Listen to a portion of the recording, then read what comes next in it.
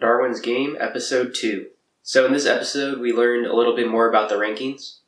We learned that it's just not a letter. There's also a number assigned to the letter. So Shuka is A4, and we know to make a clan you have to be B2 and up. So I like that it's a letter and a number. It gives it a bit more complexity, and it's a little bit easier to classify.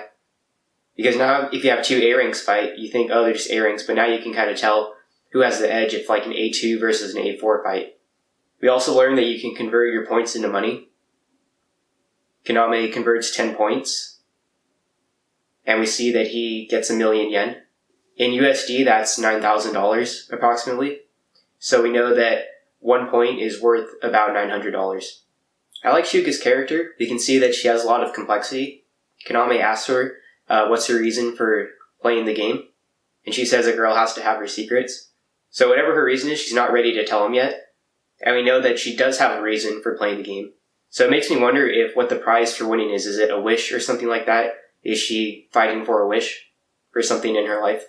And a little bit more about Chika's character. We know that she acts nice and playful with Kaname. But we know Nukai says that she hunted Roppongi until there's almost no players left.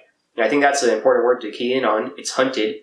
So even though she acts a certain way, she really is vicious at her core.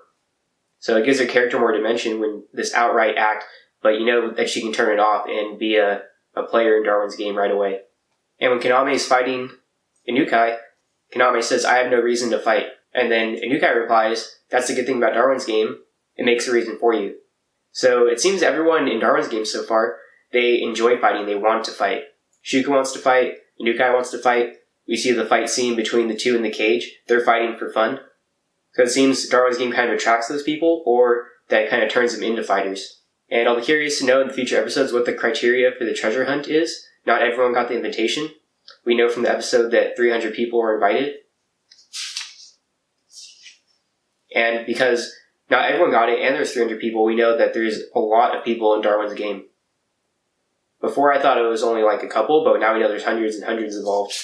Another thing I found interesting was Nukai says it's unusual for a solo player to survive the first match. So we have to think how new players are surviving. I think that maybe they're immediately getting absorbed into clans. Because if solo players don't survive their first match, then that would just mean every new player normally would survive. So I think a lot of people get absorbed into clans right away. But a few people like Shuka play solo. So overall, it was a good episode. We learned a little bit more about the world. We learned a little bit more about our characters, and there should be some interesting stuff going on next episode with the treasure hunt.